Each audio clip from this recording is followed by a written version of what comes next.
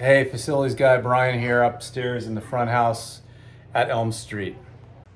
As you can see, they're using these coolers that are pulling air in from the outside via those windows. We want to replace those with an upgraded HVAC system that will provide more efficient heating and cooling.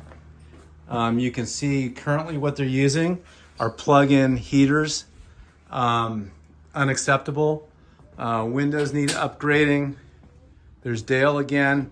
His doors are hard to, they're kind of wonky to get in and out of, and yeah, maybe a not. little hard to exit in an emergency. So need to upgrade those. We got old school skylights that could be replaced. I'll show you the roof later. That's it for upstairs. Thanks for your support.